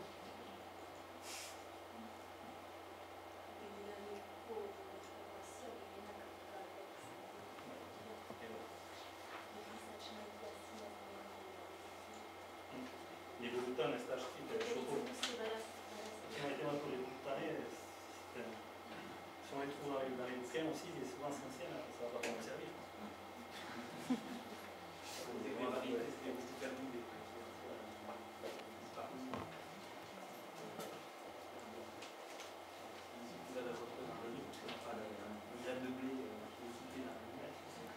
Non, mais en fait, de fait, elles évoluent. En plus, les variétés, à partir du moment où on les cultive, puisque le climat il évolue, elles évoluent avec le contexte. Donc, Je pense que par rapport à ça, la question aussi du mode de conservation, il faudra vraiment bien y réfléchir parce que c'est pareil, comment est-ce que quand on aura trouvé des variétés qui peuvent plaire, être utilisées ici, et comment est-ce qu'on les garde? Est-ce que s'il y a besoin de les replanter chaque année, est-ce que c'est quelque chose qu'on laisse aux agriculteurs parce qu'on aura trouvé une façon que ça ne les surcharge pas trop, ou est-ce qu'il faut impliquer d'autres personnes? Est-ce que les conserver au froid, ça peut suffire? Je pense que c'est des questions qu'il faudra vraiment aborder et qui sont essentielles là-dedans. C'est vrai qu'à AgroBio Périgord, quand ils commencent les formations, ils nous montrent leur graphique avec toutes les variétés qu'ils ont en stock, qui distribuent régulièrement, qui du coup sont conservées in situ. Hein. Et il y en a, je ne sais plus combien, mais les 3/4 de ce qu'ils ont, en fait, sont des variétés qui sont en voie de disparition. Et il y en a beaucoup qui disparaissent tous les ans, ils en ont perdu déjà énormément. Et en fait, c'est parce que c'est des variétés qui n'ont pas beaucoup d'intérêt au niveau du rendement. Par contre, elles peuvent être très intéressantes. Il y en a qui, au niveau gustatif, sont très intéressantes, d'autres qui sont très riches en protéines. Voilà, elles ont énormément d'intérêt, mais du coup, à conserver uniquement via les producteurs, c'est pas forcément possible. Parce que voilà, vous avez quand même des objectifs de production, d'en vivre. Hein. C'est ce que disait Roman. Donc, il ne suffit pas toujours d'être militant pour ça. C'est ça, moi c'est une question que je me pose un peu quotidiennement, c'est qu'on se démène, on essaye d'être le plus cohérent possible, de mettre en place des trucs. Et puis en face, les clients, des fois, ça me passe complètement au-dessus, quoi. Et en même temps aussi, on est tellement le nez dans le guidon que des fois, on ne pense même pas à expliquer ce qu'on fait. Et nous, il y a plein de clients, ils pensent que les ânes, ils sont juste là pour manger l'herbe, par exemple. C'est aussi à prendre en compte dans ce temps consacré, c'est comment on le fait partager aux gens. Et qui ne sortent pas de chez nous en disant elle est chère sa tomate, mais en disant waouh, il y a tout ça derrière, quoi. Ouais. Oui, c'est vrai que c'est beaucoup ressorti aussi cet aspect du coup sensibilisation en fait. Que vous en tant que producteur vous n'avez pas forcément le temps. Ou aussi avoir les outils pour pouvoir en parler plus facilement ou donner des choses à lire, je sais pas. Il y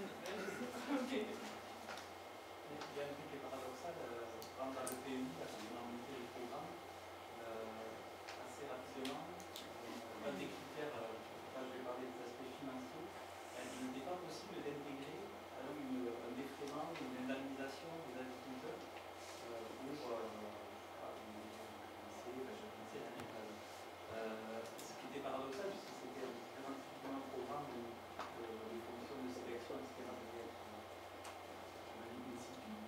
Donc, est-ce qu'il n'y a pas une sensibilisation aussi à faire sur le fait que si on parle de bien commun, c'est-à-dire qu'on a un enjeu d'intérêt général à conserver, maintenir, développer, multiplier la diversité génétique des besoins, est-ce qu'il ne faut pas qu'à un moment il y ait une possibilité de rémunération, je ne sais pas de cette fonction-là. Je ne sais pas, dans la notion de bien commun, dans le de, à quel moment l'apport, la contribution au bien commun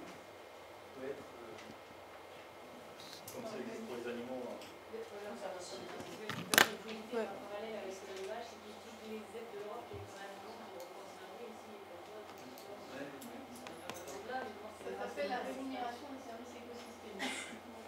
Oui, voilà. Ça fait comme ça, mais c'est combien en dollars? C'est source de débat c'est source de débat très largement parce que pour moi c'est une marchandisation d'un bien commun et de la nature en fait.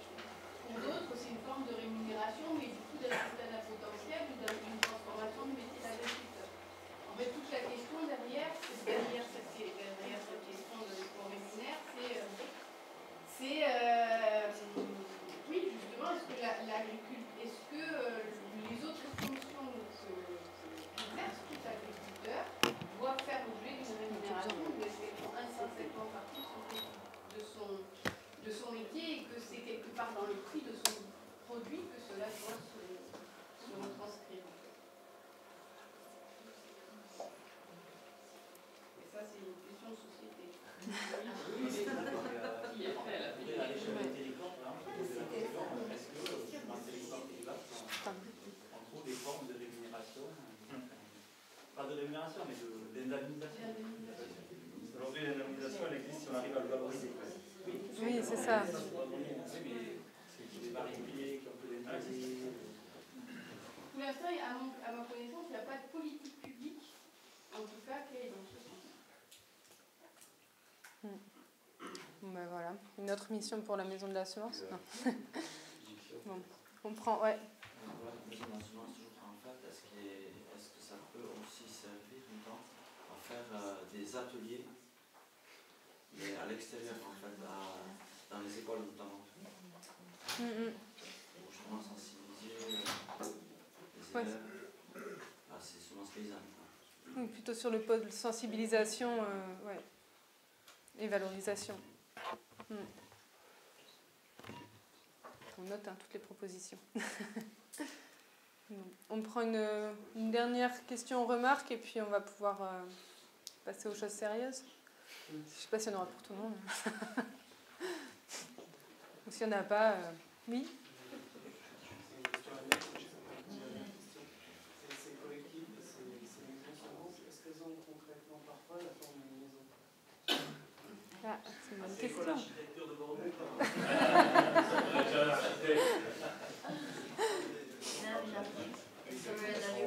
Oui. En fait, je crois que pour le nom, c'est plus inspiré des systèmes en Amérique latine. Je pense que vous avez deux personnes devant vous avec qui on pourrait en discuter. C'est plus sous forme vraiment de maison. Mais là, moi, de ceux que j'ai rencontrés, j'en ai vu une fois où il y avait en fait une grande armoire avec toutes les semences dans les bocaux. Mais en fait, sinon, un gros Périgord, c'est une chambre froide avec les semences dans des sachets. Pour d'autres, c'est des sacs au pied des bureaux des salariés. Donc ça ne prend pas forcément toujours la forme d'une maison, surtout que c'est pas forcément toujours ce qui est utilisé par les agriculteurs. En fait, souvent, quand il y a des amateurs, il y a ce fonctionnement où on met dans des étagères avec des petits noms et quand c'est les agriculteurs, c'est vrai qu'ils s'échangent plutôt des sacs de 50 kg. Du coup, il n'y a pas trop ce fonctionnement-là, mais peut-être que c'est pareil, tout est à imaginer et j'ai vu plein de formes différentes.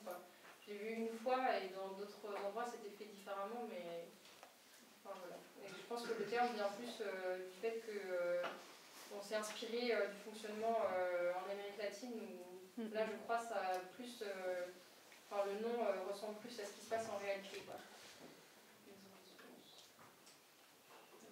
Voilà. Bon, merci à tous, merci à Romane surtout. Et puis je vais aller chercher la boisson à l'étage, mais est-ce qu'on peut on va s'approcher de la table du buffet, elle va être derrière.